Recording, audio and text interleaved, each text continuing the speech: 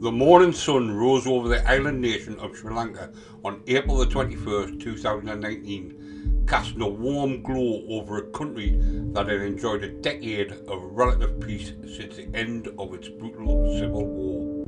It was Easter Sunday, a day of profound significance for the Christian community, and churches across the country were filled with worshippers dressed in their Sunday best. Their voices were raised in hymns of resurrection and hope.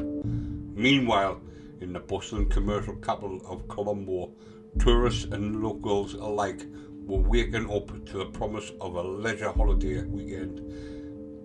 They were gathering for lavish breakfast buffets in some of the city's most prestigious luxury hotels. But beneath this veneer of tranquility, a dark and meticulously planned conspiracy was about to unfold. One that would shatter the peace, claim hundreds of innocent lives, and leave an indelible scar on the soul of a nation. Before we delve into the harrowing details of the Easter Sunday Massacre, please remember to comment, like, share and subscribe so you don't miss future episodes of the Calendar of Crime. At approximately 8:45 a.m, the sanctity of St. Anthony's Shrine in Cochicare, Colombo, was violently ruptured. A suicide bomber, blending in with the devout congregation, detonated a powerful explosive device right in the midst of the Easter Mass. The blast ripped through the historic church, instantly killing dozens of worshippers and reducing the sacred space to a scene of unimaginable carnage and chaos. Almost simultaneously, a second explosion tore through St. Baptist's Church in the Christian majority suburb of Negombo, north of Colombo. The sheer force of the blast blew off the roof of the church, raining debris down on the terrified parishioners and claiming the lives of over 100 people in what would become the deadliest single attack of the day. As the first reports of the church bombings began to filter through, panic and confusion gripped the nation. But the nightmare was far from over. Within minutes of the attacks on the churches, a synchronized wave of terror struck the heart of Colombo's hospitality sector. Suicide bombers infiltrated the breakfast buffets of three of the city's most iconic luxury hotels: the Shangri-La, the Cinnamon Grand, and the Kingsbury. At the Shangri-La, two bombers detonated their devices in the Table 1 restaurant, instantly killing guests and staff. Similar scenes of devastation played out at the Cinnamon Grand and the Kingsbury, where the festive atmosphere of Easter morning was replaced by the deafening roar of explosives, shattering glass, and the agonizing cries of the wounded. By 9 a.m, the terror had spread to the eastern coast of the island. Zion Church in Batticaloa, a vibrant evangelical congregation, became the sixth target of the coordinated assault. A bomber who had been turned away from the main sanctuary detonated his device in the courtyard just as Sunday school children were gathering after their classes. The blast claimed the lives of numerous children and adults, adding to the rapidly mounting death toll. In the span of less than an hour, 6 devastating explosives had rocked the country, leaving a trail of death and destruction that was difficult to comprehend.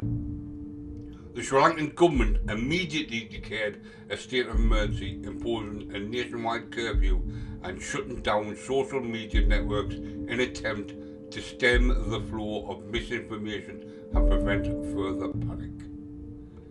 As the day wore on, the full scale of the tragedy began to emerge, but the violence had not yet concluded. In the early afternoon, a seventh explosion occurred at the Tropical Inn, a small guest house in Batticaloa, a suburb of Colombo, killing 2 people. Shortly after, as police raided a housing complex in Batticaloa in search of suspects, an 8th blast was triggered by the wife of one of the bombers, killing not only herself but her children and 3 police officers. When the dust finally settled, the grim reality of the Easter Sunday Massacre was laid bare.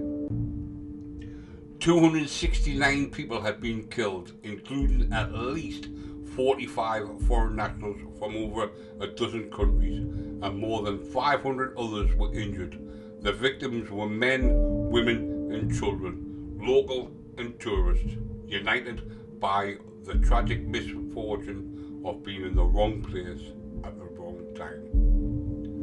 The immediate aftermath of the bombings was characterised by profound grief, shock and desperate search for answers. Who could have orchestrated such a massive and sophisticated attack, and why?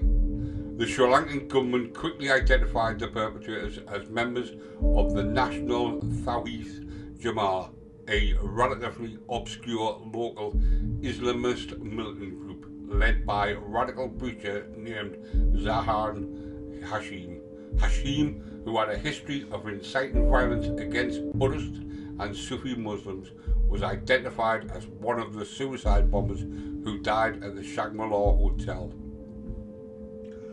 2 days after the attack, the Islamic State of Iraq and the Levant claimed responsibility, releasing a video showing Hashim and other bombers pledging allegiance to the group's leader Abu Bakr al-Baghdadi. As investigations deepened, a disturbing narrative of intelligence failures and missed warnings began to surface. It was revealed that Indian intelligence agencies had provided specific and accountable information to the Sri Lankan authorities weeks and even hours before the attacks, detailing the targets and the methods of the impending bombings. However, due to deep-seated political dysfunction and a breakdown in communication between the President and the Prime Minister, these critical warnings were ignored and no preventive measures were taken. This revelation sparked widespread outrage and demands for accountability, leading to the resignation of top security officials and a profound crisis of confidence in the government's ability to protect its citizens. The Easter Sunday Massacre remains one of the largest, darkest chapters in Sri Lanka's history, a stark reminder of the devastating consequences of extremism and the catastrophic cost of intelligence failures. The attacks not only shattered the lives of the victims and their families, but also dealt a severe blow to the country's economy, particularly its vital tourism sector, and strained the delicate fabric of its multi-ethnic and multi-religious society. Yet amidst the profound sorrow and the lingering questions, the resilience of the Sri Lankan people shone through. Communities came together to support the victims, rebuild the shattered churches, and reaffirm their commitment to peace and unity in the face of terror. Thanks for watching. Please comment, share, like and subscribe for future episodes of the Calendar of Crime.